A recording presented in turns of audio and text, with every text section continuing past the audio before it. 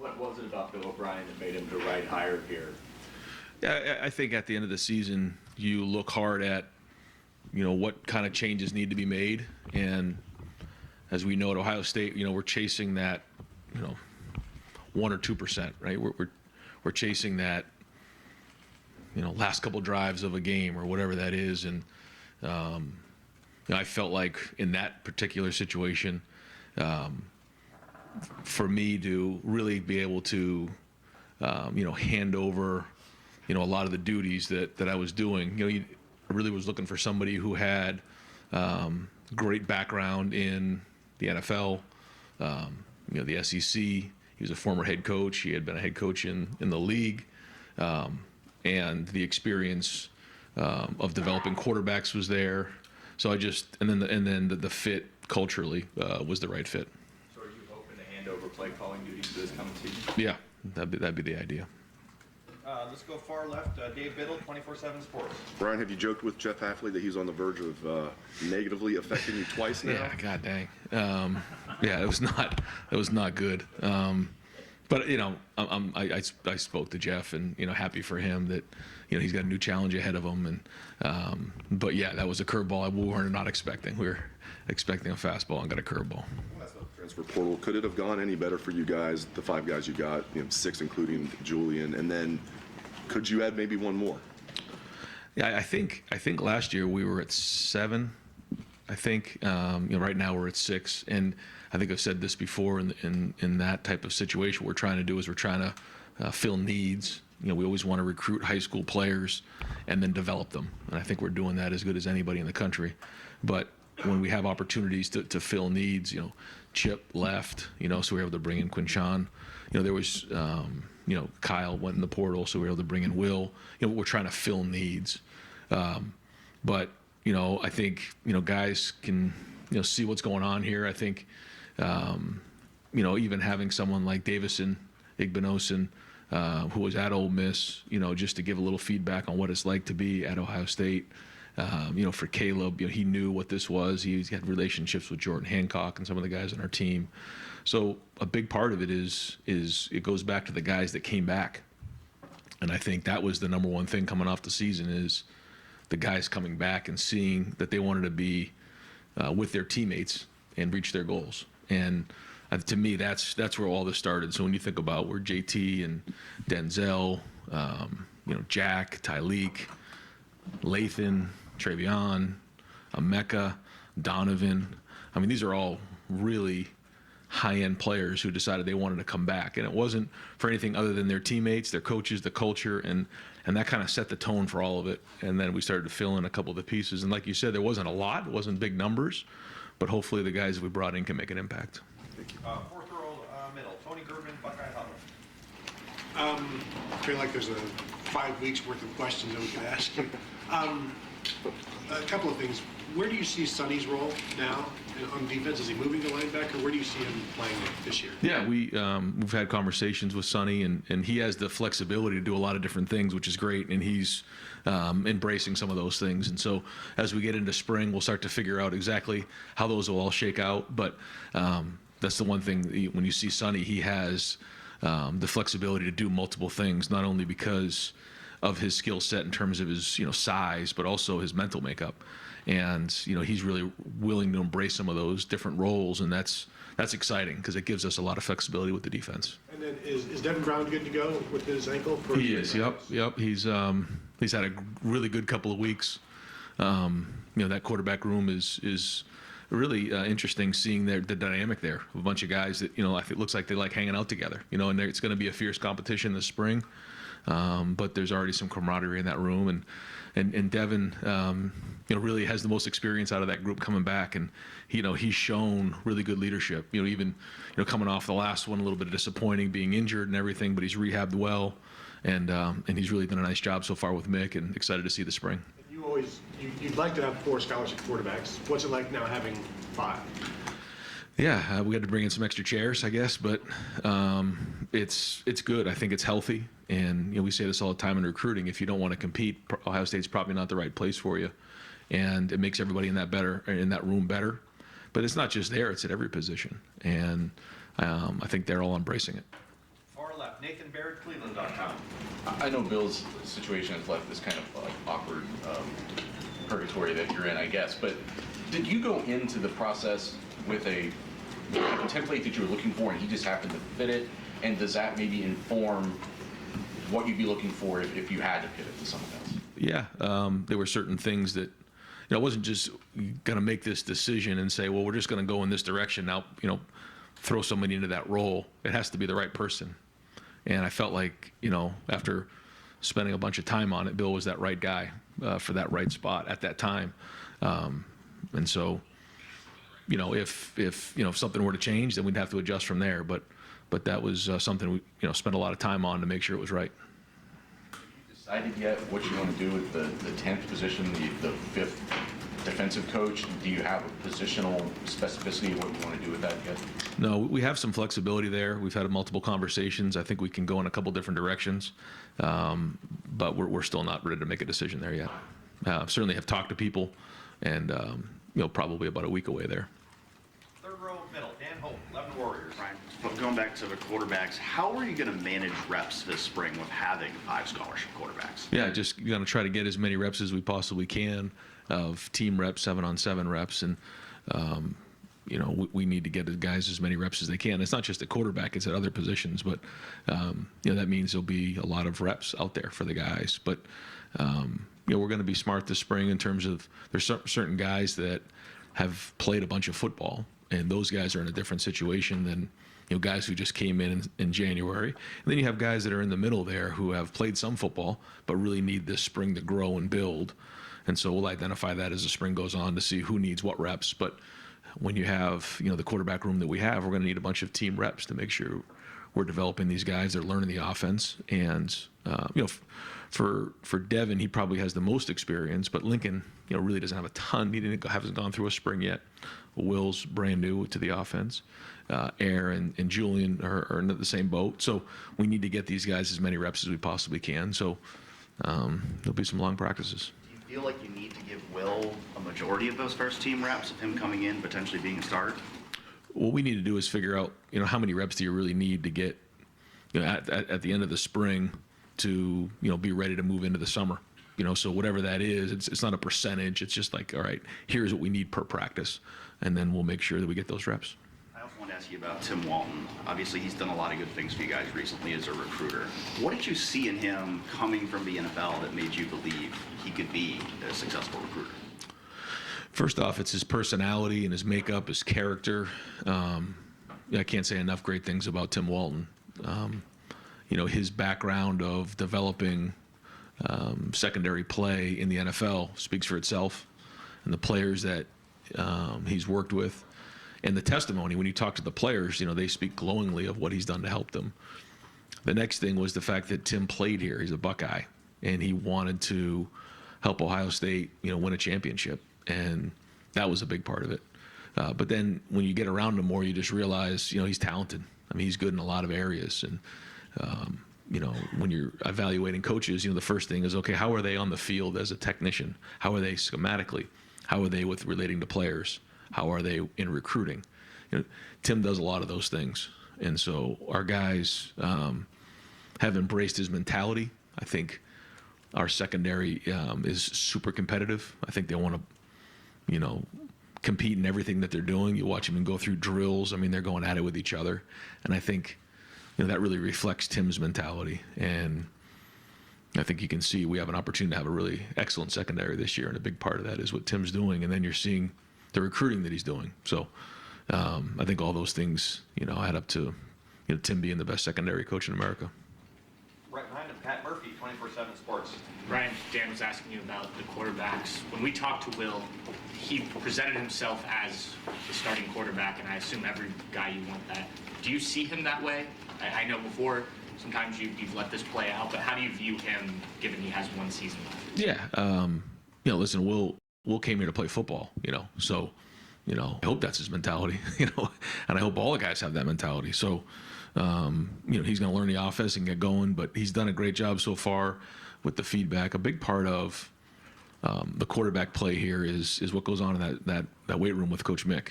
The leadership and the way that guys work. You have to build credibility up amongst your teammates, and that's a big part of it. We talk to quarterbacks about this all the time. Talk to to CJ when he first went to the NFL. It's like you have to endear yourself into that building, and you have to earn the respect of the guys in the building. And I think Will's doing that. You mentioned Quinshawn in terms of kind of replacing guys, but he's a guy who has a ton of carries, a ton of yards. Obviously, a little different situation than what you had before. How do you see that working out, especially with Travion then deciding to come back and maybe having two of the better running backs in the country? Well, when it first happened and Quinshawn went to the portal, the first thing was talking to Travion, and what are your thoughts? And he was unbelievable. If you think it helps the team coach, then let's do it. And then talking to Quinshawn, saying Travion is here and he's coming back, and he said, well, I'd love to go play with him. I think he said that to the media last week. And so I just think that both of their approaches are that they can get each other better. But it all started with Travion, and I think Travion's leadership so far this year, as he's transitioned into his fourth year, has been tremendous. The way that he's gone about his work, the way that he's holding guys accountable, he's got a different look in his eye, and I think that's important. He's been in these games before, he knows. But I'll give Quinshawn credit. He also has embraced what we've been in our culture in the next last couple of weeks, and we'll see as it grows. But all the reports are that he's doing a great job of simulating. But the whole running back room, and Dallin, James and Sam, that's a heck of a room, and there's a lot of depth there. And when I think about next season, you have your 12-game regular season, you have the Big Ten championship game, and then you have the 12-team playoff. I mean, you're talking about possibly maybe 16, 17 games, and so that's a long run. That's an NFL schedule, and so your roster needs to reflect that. And having depth at running back will be very, very important. There'll be a lot of carries to go around. Andy Backstrom, 11th row. Ryan, we talk about December being so crazy, but what is January? What was it like for you? Was there any kind of playbook? And it felt like every day there was something new for you guys. Well, like any year, you have to come off of the season and try to identify, what's important moving forward, what's important for the next calendar year, what's important for the next 3 years, what's important for the next 5 years, and so always look at that to figure out what needs to be done. And so you start off with your roster, then you go to the staff, and you just try to do everything you can to make sure that you're making the adjustments that need to be made based on things you've learned, based on what you've seen the past season. And so, as a leader, it's your job to put a plan together and create a vision of what it could look like. And again, it started with these guys deciding to come back.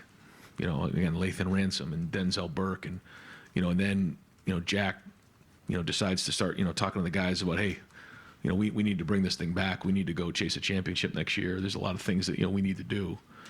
And then Emeka jumps in, and a bunch of guys, JT and Cody Simon, these guys all decide they want to come back. That's where that was the first step, and then the next step was adding the pieces.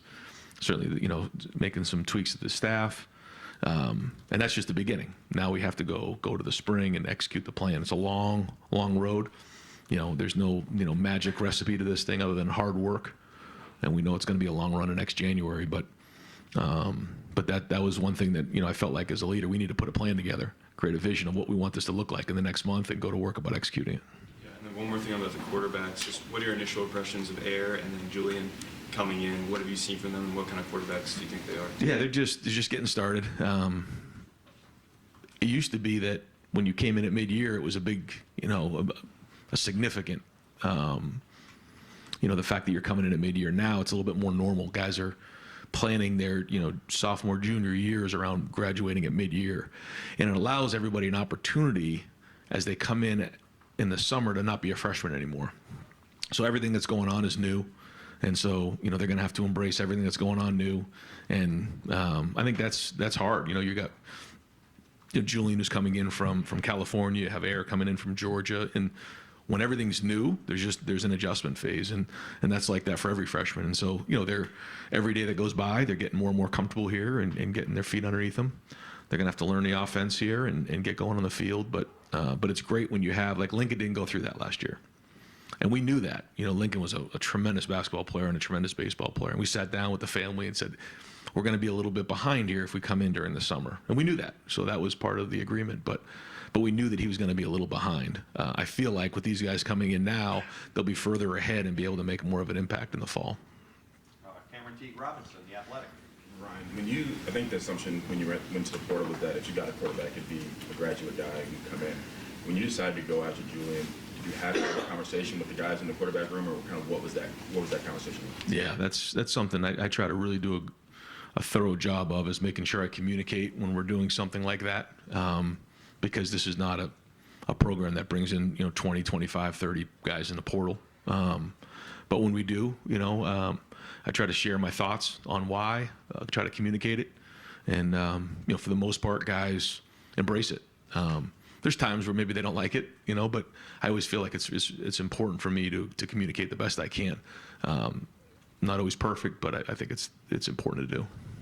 In the past, you've been pretty vocal about NIL support with the program and around this university in general. Is NIL for you where you wanted it to be? I know it changes like basically weekly now. Right. Is it where you want it to be right now, you think? Well, like you said, it changes all the time.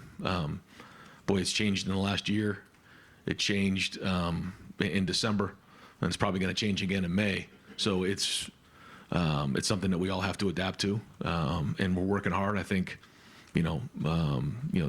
everybody involved has been working really hard to make sure that where we need to be competitive. And so we'll keep trying to adapt the best we can, knowing that I'm sure there are changes coming again in the next couple of months. So, but I think, all that is very important. But what's most important is, guys embracing the culture and knowing that when they come in the building every day, they're going to be part of a program that cares about each other, got a great locker room, got a great staff, and, got a fan base that's going to support them.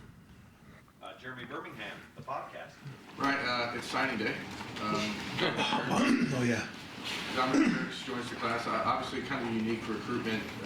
Didn't really get talked about much or really even evaluated until the middle of the senior year because of injuries and movement. Right. And all that stuff.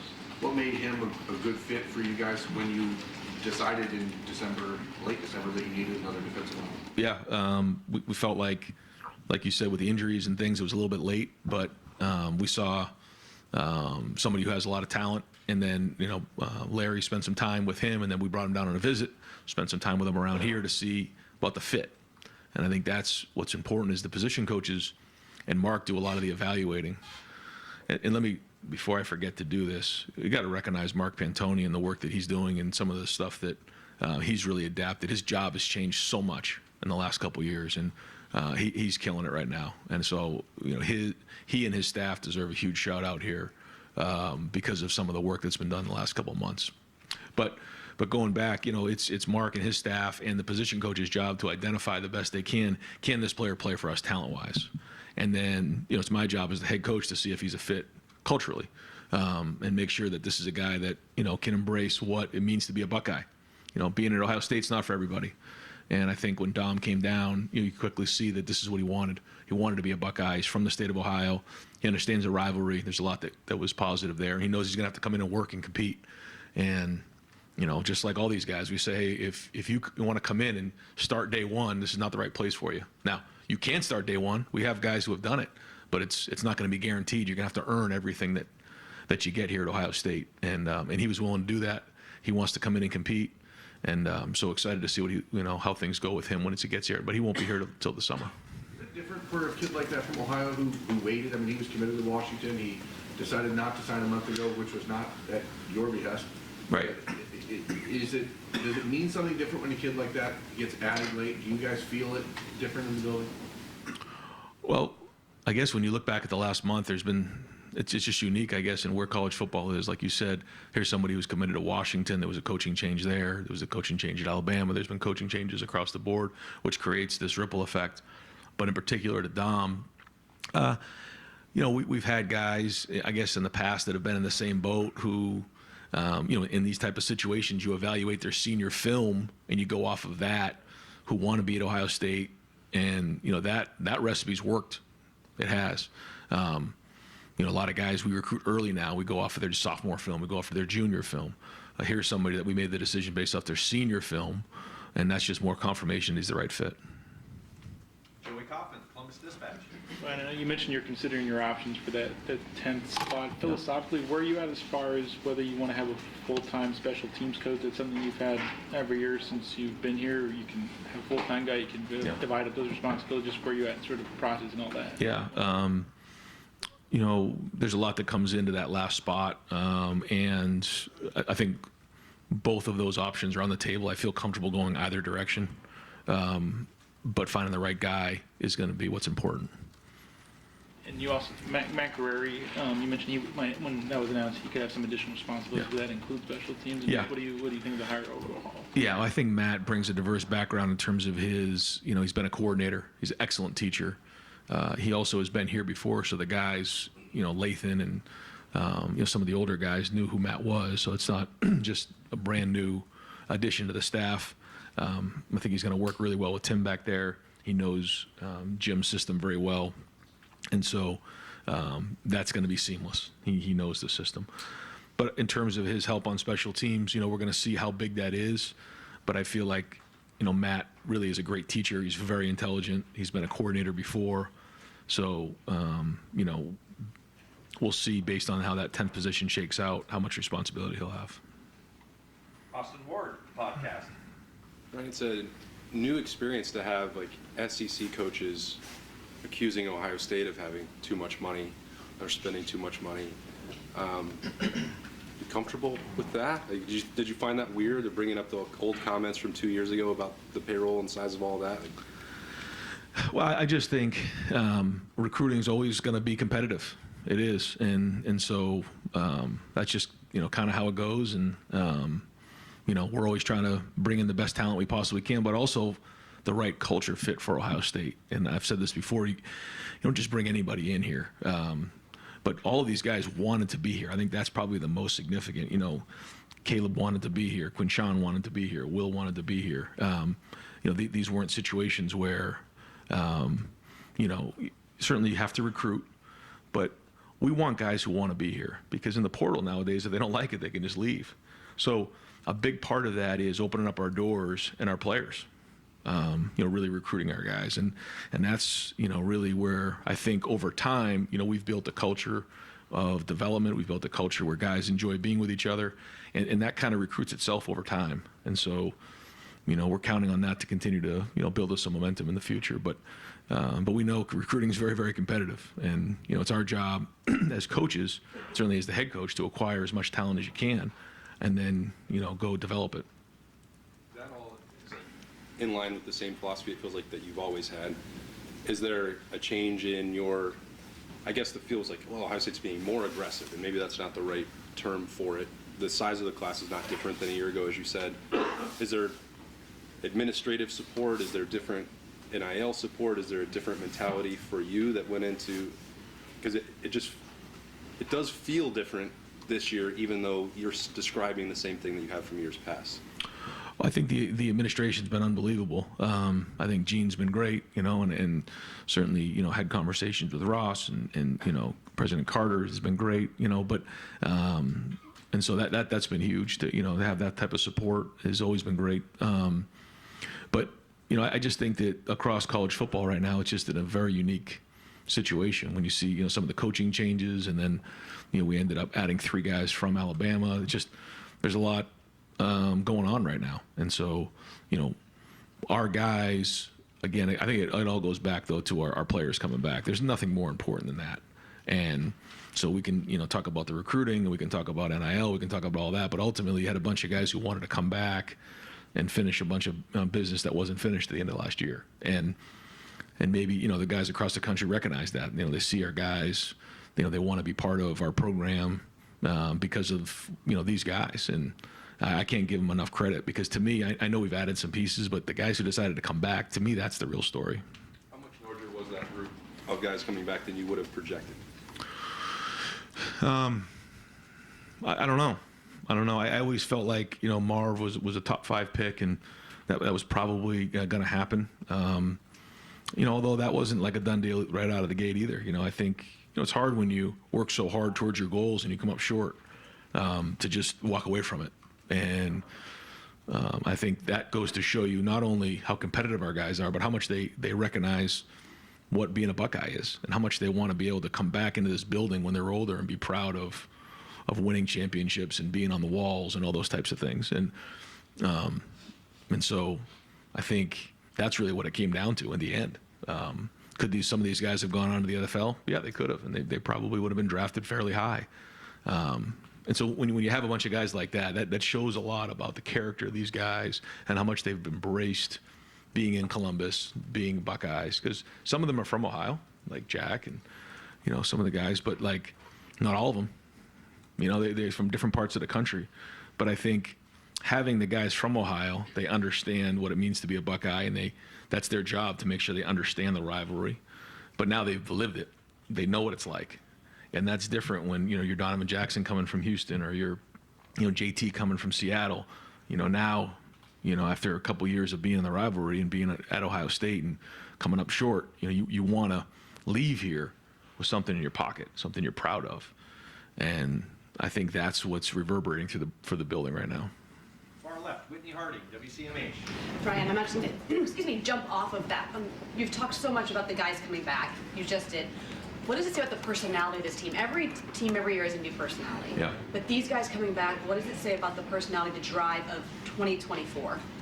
Yeah, I think it's still being forged. And I think it's easy for coaches to put a bunch of slogans on shirts and do those types of things. We're just trying to work. We know it's a long run to next year. And so, we're not getting too worried about some of that right now. What we're trying to do is just work. Just keep building this thing, keep growing, have a great spring, and it's a long journey to next year. And the more veteran you are, sometimes the more you recognize that. You want to all of a sudden fix everything in a month. That can't be fixed in a month. This is a long road to next year, and I think our guys know that. I think our staff knows that. But there is urgency. There's a great look in their eye, and so we'll see. We still got a lot of runway out here that we got to continue to work through. But the good news is we got the right guys in the seats, and that's what's important. You said here at Ohio State, you're always trying to get to the next level. How does Caleb Downs help you do that with this defense that was already amazing last year? Yeah, Caleb's you saw what he did as a freshman.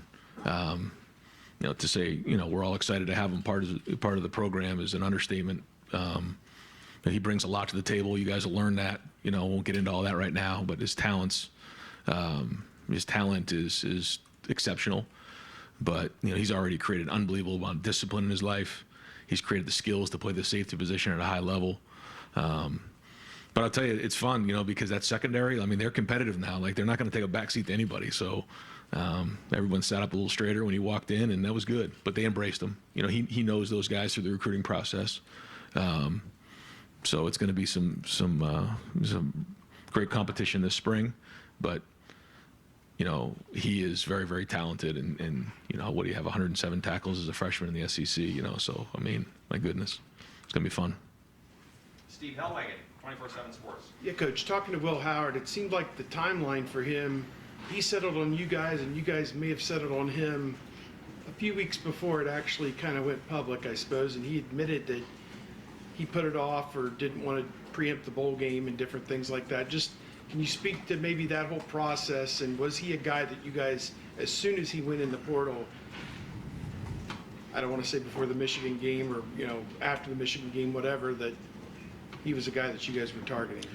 Yeah, I think when you look back on December and, the coaches had a meeting at our conference and just talked about what December is like. And, first off, having to go on the road, having signing day, preparing for bowl games. Now we're going to have to prepare for the playoffs, the portal being open.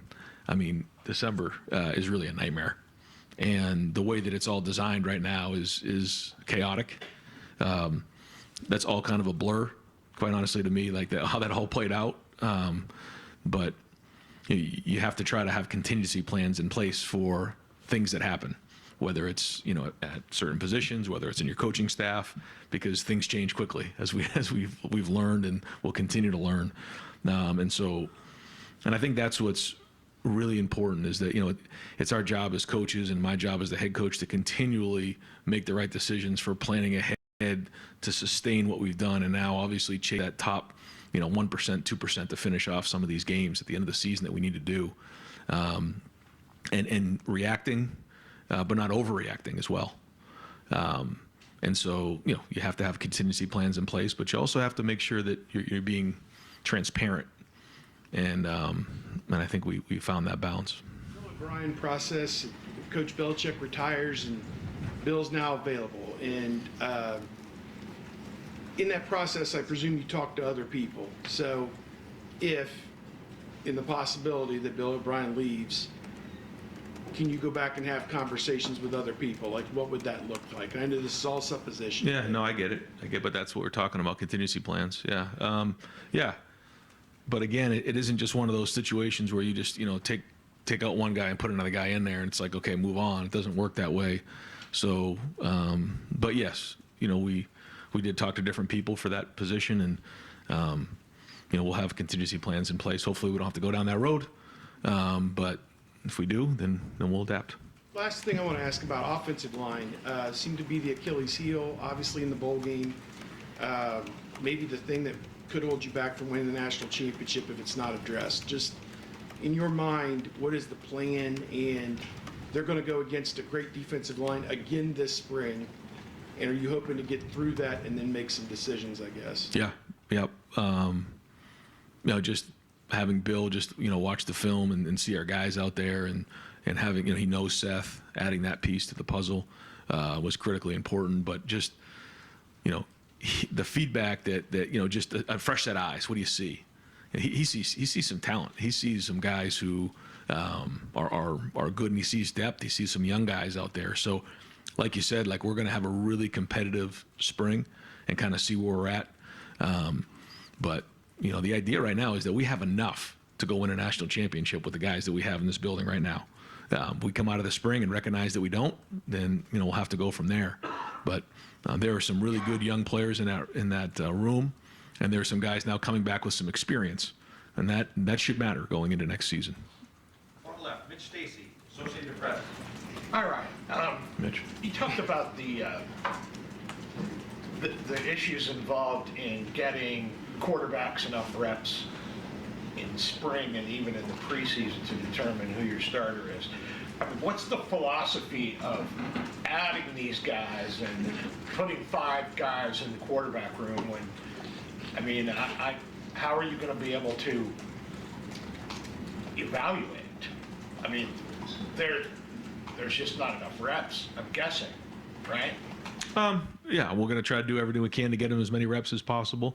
Certainly the Julian thing was not something that we planned on. When you sit back at this time last year, you don't say, okay, here's how we're going to look at this point next year. But when it became a situation that was available, we felt like it was something that we could really enhance the room, and so we did it. And we've had situations before where that room has been crowded, but the cream usually rises to the top on this thing. And so we're going to do everything we can to get as many reps as possible, and then rely on, myself, Bill, our experience of seeing quarterbacks over the years and recognizing the traits that it takes to be a starter. And figuring that the cream that doesn't rise to the top is probably going to hit the transfer portal at some point. Yeah, we don't really focus on that, but we'll just kind of focus on developing the room, and we go from there, because we can only control what we can control. And I think that's part of the process right now. It's just the way things are with the portal is you can't hold somebody back. If they want to go, they can go in the portal. And that's part of, being transparent in the recruiting process, knowing that each room is going to be super competitive. And then we try to adapt the best we can from there. Andy Anders, Lebanon Warriors. Going back to the offensive line, have there been any conversations with Josh Pryor about potentially looking at him at guard this year? And I guess where does he stand? Yeah.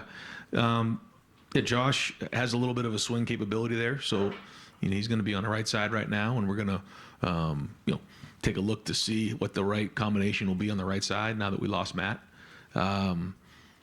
he's going to play tackle. He's going to play a little bit of guard, and we'll kind of see how that shakes out as the spring goes on. But he does bring some flexibility there, which I think is good for his long-term football career as well. Going on to the NFL and going on to a team and being able to play guard and tackle is valuable. So we'll see. There's certainly things that I think, being a first-time starter there this year that he did well, but certainly areas that, if we're going to reach our goals, he's going to have to improve on. He knows that. But playing guard is something that we'll take a peek at this spring and see if that's right. But his feedback is important too. You have to want to embrace these type of things, just like with Sonny. It's the same thing when Cade made his move, Steele made his move. When guys make those moves, you really want guys to take ownership of it. Not just because the coaches told you to do it. So his feedback will be important. He's been in the program for a while, and he's a guy that has leadership and leadership capabilities, which, as we know, is important because if we're going to win games in November, December, and January, it's going to start in the offensive line. And then where, as far as that right side goes, where are Tegra and Luke at as far as competing for those? Big spring, yeah, huge spring for both of those guys, and that's not the only guys. I mean, there's a bunch of other guys in that room. This is a huge spring for them, and even the guys who came in the summer.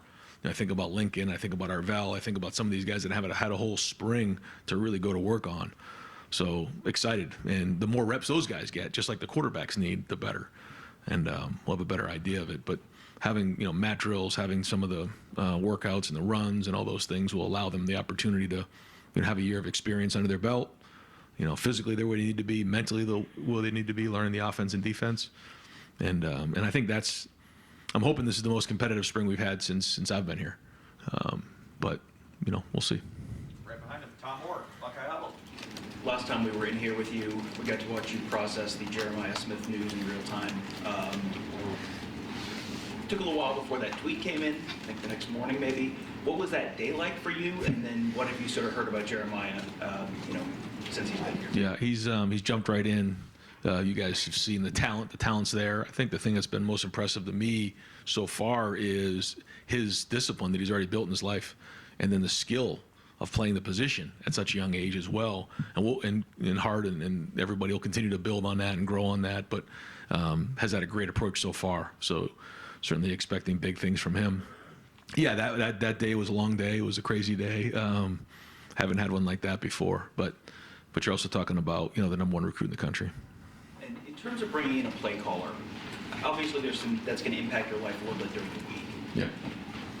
In some of the late game kind of moments where Notre Dame's got the ball, you're trying to manage the clock, you're trying to figure out how much time you're going to have, all that stuff. How much does having someone, whether it's Bill or whoever else is involved, how much does that help you with just handling all the stuff in your head and multitasking all of the stuff in your head in those kind of close and late moments? Yeah, that's a good question. I think the first part of the question was how much will it affect the day-to-day. I think that goes back to, how much will I be involved with special teams, based on, the offensive coordinator's role, and so that will affect a little bit about the 10th position.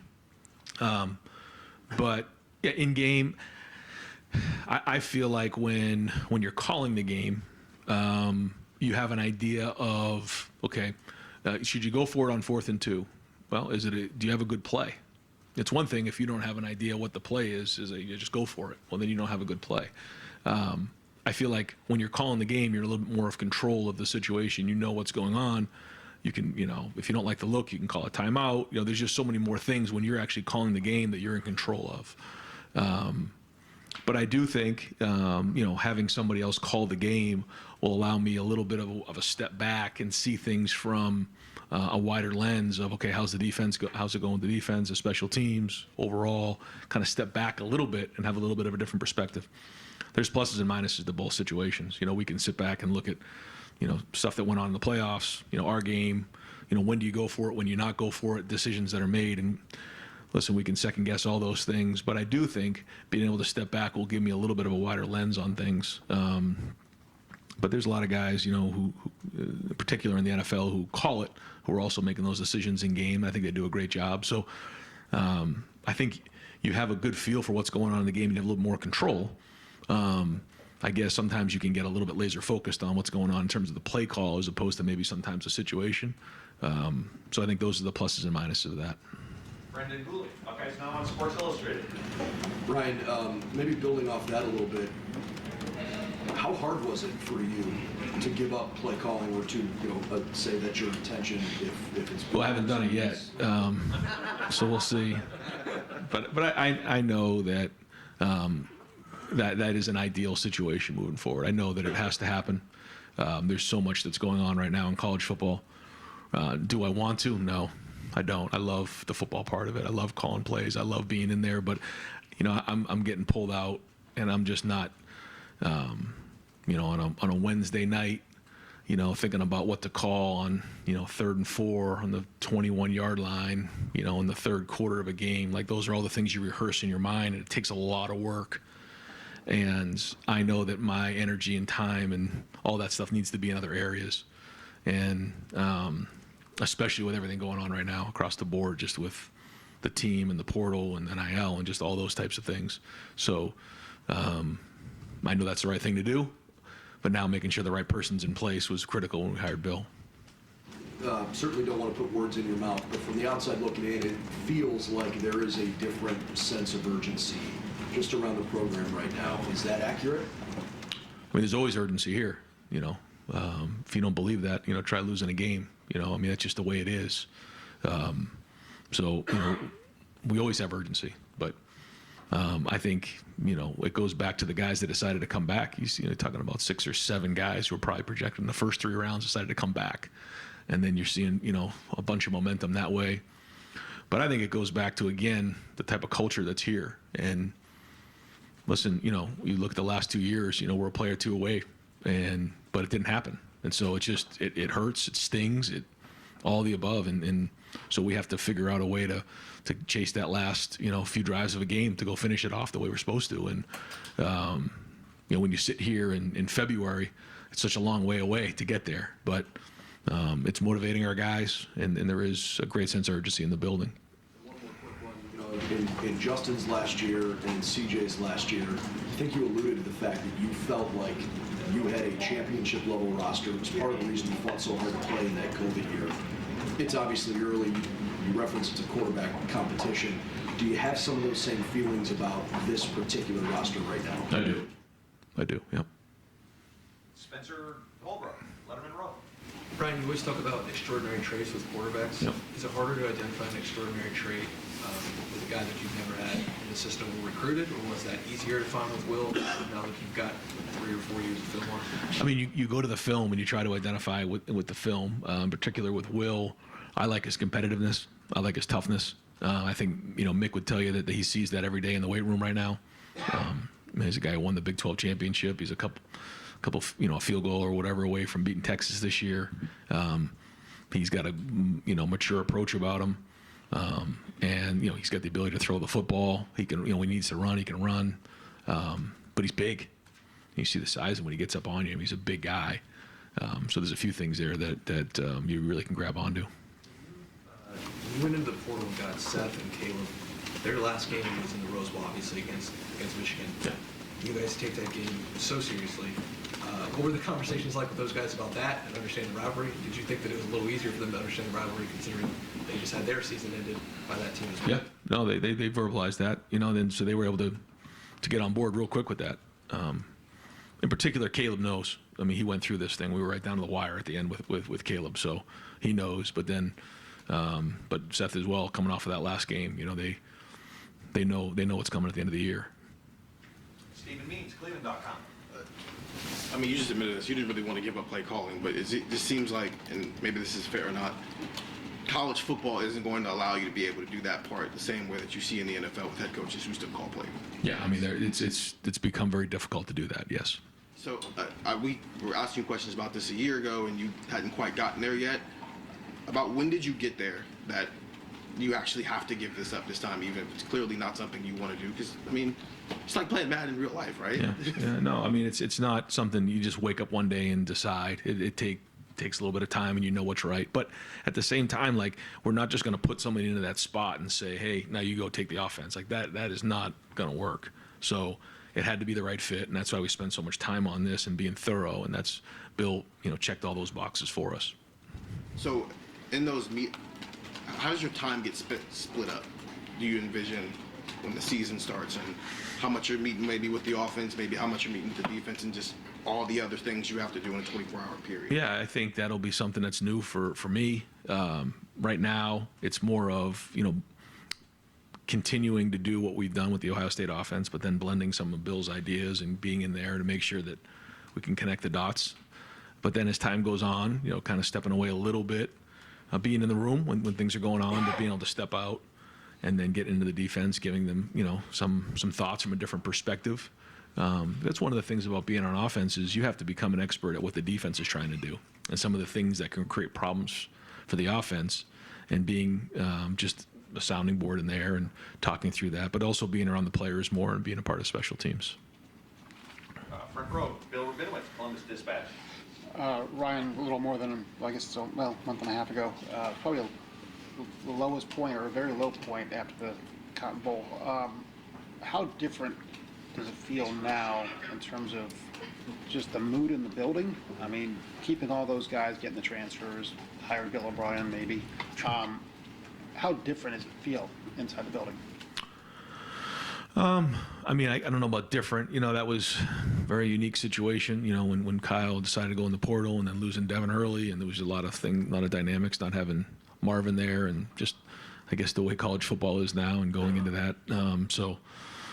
Certainly that wasn't fun, but we knew, regardless of what that game looked like, what we needed to do moving forward, and that's quickly was the focus. And our guys quickly recognized that, but when you come off of something like this, it's it takes a little time, and Cody and then Jack and then some of the guys started, all right, let's go, guys, let's get these guys together. And that's really what it came down to, as we focus on next season. And I think there is a lot of excitement around it. I think the guys feel it every day in the building. So, now we got to go execute it all, but it's a long way till next year. But certainly, the right guys are in the right seats. And so that's exciting. And just fired up to see what this spring looks like with these guys on the field. Talk about embracing the pressure that is coaching Ohio State. Michigan loses Harbaugh, they lose their nucleus. All the pressure is going to be on you next year. How much do you embrace that there is an all-in feel, even though obviously you don't lose all your chips if you don't win it all. Yeah, sure. But there is that kind of feel. Again, I would say it's like that every year. And I watched C.J. Stroud get up there and say that pressure is a privilege, and I think he's so right about that. And we have an opportunity with an unbelievable team to go attack this thing next year, and that's what it comes down to. And to see the fans and Buckeye Nation, kind of buzzing over the last few weeks about this team and getting behind this team and building it. I think the guys feel it. A long way away from the season, but pressure is a privilege, and these guys have an opportunity now to go have a great season, knowing that it's a long way away and there's a lot of work to be done. But again, when you look at the team, we got the right guys in the right seats right now. Now, what kind of leadership do we have? There's a lot of things that now we need to go attack, but I think we all embrace that, and that's why we're at Ohio State. One of those additions, Seth, you talked about him a little bit. Yep. How important is it to have a center who's experienced and can handle that, because that's the captain of the offensive line? Yeah, when you have guys who have been in the program before, it helps. But just having guys who have played football before, at center, quarterback, is critical when you're looking to win every game, which is what we're trying to do. So he's played in the SEC championship. He's played against really good players in the SEC. He's been a part of a great program. So he brings something different to the table. And I think it's actually been good for our guys to say, so how is it different than what you did at Alabama? Because those guys don't know, and they get a little bit of feedback there, and it's good. It gives them a little bit of a different perspective and reference point. And I think those guys have embraced, not so much Julian because he was only there for a little while, but for Seth and for Caleb, even Quinshawn and some of the guys who are coming from a different program, to say, okay, here's what we did there. This is what's different here, and so that's been good for our guys. Doug Maurice, Kings of the North. You mentioning the idea that maybe you would be involved more with special teams. How did you maybe come to that thought process? And it does feel like sometimes there are head coaches who do that sort of, right, let you get your hands on a bunch of different parts of the team. That's it. When you feel like, you're able to step away a little bit from the offense, you're able to be more involved with the special teams, which allows opportunity to be more around the players in this type of setting here. We do our special teams meeting in this team room right here. And also allows you an opportunity as, someone who's managing the game, to have an idea of when it's time to maybe block a punt, return, those type of things. So ideally, that's what, I'd like to do, but we'll just keep putting one foot in front of the other and adapt from there. And just to clarify again, you don't know exactly what's going to happen. If it would wind up, would you hope that you would have someone you have faith in and would trust to be the offensive play caller, even if Bill O'Brien's not here? Then you would be able to find another person that you would proceed with that plan. That would be the idea, but again, not just going to, put somebody into that spot just because it's a spot. Yeah. And then you made 3 coaching changes this offseason. 2 of the guys were promoted from within that you let go. 1 was an outside hire. Just as you've grown as a head coach, what have you thought of the decisions you've made in putting staffs together? What have you learned? What do you think is the right balance between internal guys and external guys? Just where are you in hiring? Well, I think going back to at the end of the season, you have to identify what are the things that we've got to make changes on, and then you kind of figure out how it all fits together from there. And what are the things that are going well? What are the things that you're trying to project might be an issue in a year or 2 down the road? And you use feedback from the guys on the staff, you use feedback from the players to try to do the best you can. And we'll see how it works. We'll know around this time next year how it worked. But try to trust your instinct on it and utilize the info you're getting from the guys that you trust. And but you also have to identify the things that need to get adjusted. And I think that's the key is reacting but not overreacting. And I think that's not always easy to do here, because, when you lose a game, there can be a lot of panic. And what I try to do is make sure that I'm not doing that and just making sure I identify the things that need to get fixed and get them fixed so that we're in a better place at this time next year. Time for a couple more questions. Coach, thank you so much for all your time today. Tim May Podcast, and Letterman Roll. Thank you, Jerry. You may have been asked this while I was in my traffic jam, but at the beginning, I just remember distinctly Eli Drinkowitz putting it eloquently in that pre-Cotton Bowl press conference about why he stepped away from, play calling, etc., and gave it to somebody because he owed it to the program about everything else that's going on. You seem to be listening intently to that. I'm just wondering, did that help you get to where you are today, or were you already headed that direction? You understand what I'm saying? Yeah. No, I was already. I think remember a year ago I was still kind of going down that road. It didn't quite work out that way, but I knew as the season was going on what needed to happen. But again, the key is finding the right guy, and because it's one thing to make that move, but if it's not the right person in the right spot, that doesn't do us any good. I mean, this is Ohio State. Like we can't have a bad day. We're not allowed. So it's a very, very unique person who, let's call it for what it is. The expectation here is we score 60 every game, and when we don't, it's like, what happened? So, that's a very unique person who has a tremendous background, and there's a lot that comes with the season. It's all about building towards the end of the season and then winning the games at the end of the season. And I think that's something sometimes that can get lost here. Like, playing in the Big Ten is not easy. There's going to be, we have to play on a road. There's going to be some of those trap games. There's going to be things along the way that we have to do. We know that next year we have a great schedule. We have 8 home games. We got to play at Oregon, got to play at Penn State, and then we get the last one at home. And so it's a heck of a schedule. But we know it's going to be a build up towards those games. And so we have to have, a great idea of where our identity is, but playing our best football at the end of the season and making the right assumptions along the way. And when you come to Ohio State, it's unique than some of the other places. It just is. And like I think about like when Jim got here his first year, did a great job, but then you look at where he was in year 2, And we're going to be even better in year 3, I can tell you right now. And it was the same thing, when I got here. You learn a little bit in year 1 as a coordinator. You learn a bit, and then, you understand what you're working towards the end of the season. That's not the way it is everywhere else. It's not like that in the NFL. It's not like that at other schools across the country. So it's a very unique person in that situation, and so we had to find the right guy. We've watched you grow as a head coach. At least I have. I mean, because you hadn't been a head coach. And Stephen, I think, asked you this a while ago, but it would seem like the funnest thing you ever would get to do would be to call plays. I mean, you understand what I'm saying. I mean, you almost stepped away from that last year, like you talked about and stuff, but now, I mean, what do you find the most fun in other than calling plays, if you follow my drift, of your job? What, in this day and age of... Yeah, I wouldn't call anything right now fun. You know what I mean? It's what you do. Yeah, fun will be winning next year, but you adapt. You have to change, and I understand the reason why I had this opportunity is because what went on the offensive side of the ball, but then that's not the role that I'm in anymore, and have to make that adjustment, and certainly understand that and embrace it.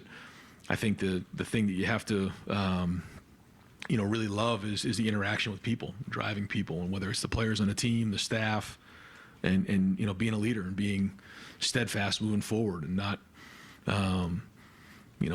rocking the boat, being steady in the boat. That's kind of the term that I use all the time when all the seas are kind of rocky. You got to be steady in the boat, and I think as a leader you have an opportunity to show your character in defining moments, and I think that the guys appreciate that. I think that's probably the thing that I have learned the most, and so I think we have the right group of guys coming back. We've added some good pieces, and the staff is coming together. We're almost there, and so we put everybody in this room right here, and we go swing towards next season. So just because it's a different role doesn't mean it's any less fun or more fun. It's just a different role, and everybody has to embrace their role. I think that's the other part of it. Is you got to if you're the running backs coach or you're the secondary coach, you got to be the best coach in the country. And I say at Ohio State, if you can't do it here, where the heck are you going to do it? If it's like what Tim's doing right now, he BIA, best in America. Like if you can't be BIA at Ohio State, where else are you going to do it?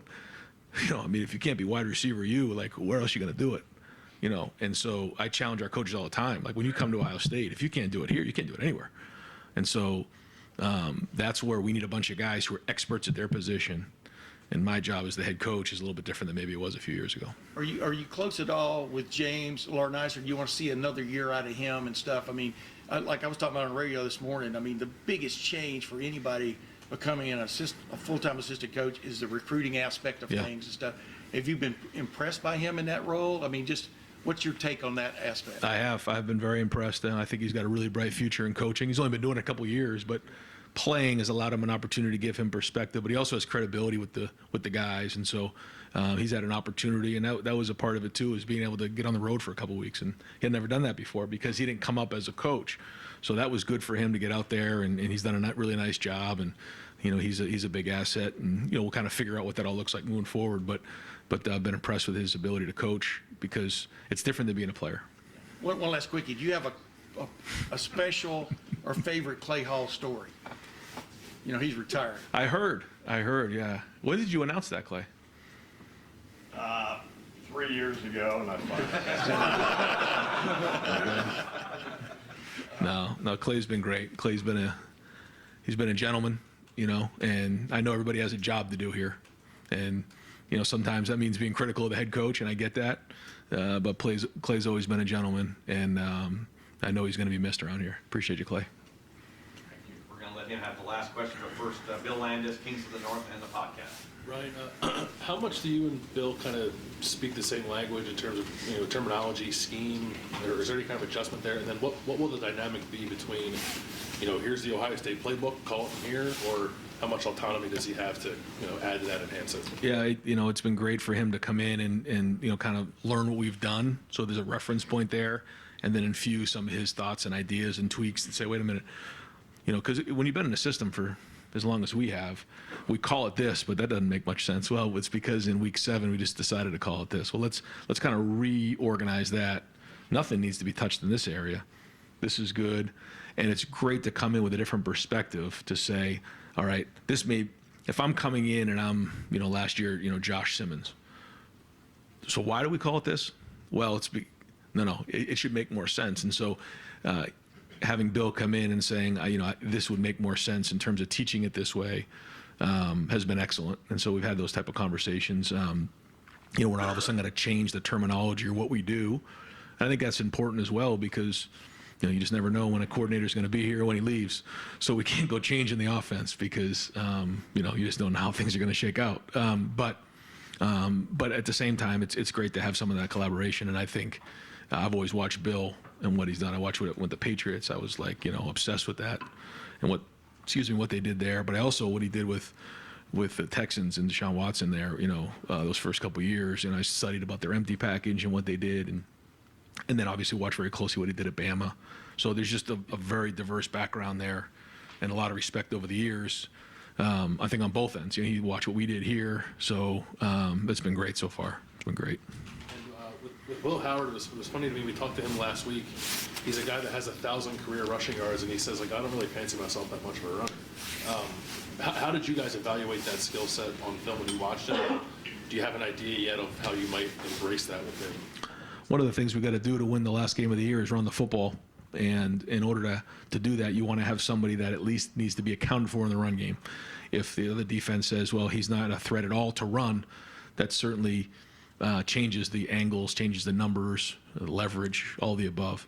And so that was one thing that I wanted to make sure we had. And I think when you look at the guys we have on our roster right now, they all have the ability to do that. It started with that. Then from there, okay, how do they throw the football? What's their size? What's their intelligence? All those things. But we wanted to make sure there was enough of it. Doesn't need to be running around doing all kinds of, running with the ball, but needs to be able to at least be accounted for by the defense. Mike? Is Caleb Downs a day one starter? Well, he was a freshman All-American. I think he was a second-team All-American, so he certainly will be hard to beat out. But hey, you got to come and compete. You got to earn it. Nothing's going to be given. Nothing ever has been given. That goes back to when Justin came in. Justin Fields. He had to go earn it, and we're not going to change that here at Ohio State. Now he's tremendously talented, and excited to make sure we give him as many opportunities as he possibly can in all different areas too. You saw him as a punt returner. I watched him play in a high school game against Buford, and he was running the ball, and so we even talked about that. Maybe line him up in different things. So there'll be a lot of opportunity next year for Caleb Downs. Coach, thank you very much. One last thing. Go ahead. Just because you're retired. Can you talk about the pride that you feel in RJ getting that Marshall offer, or can you discuss it? Yeah, I'm proud of him. And he earned it.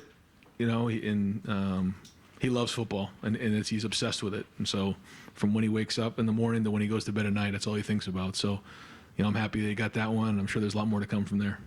Yeah, thanks.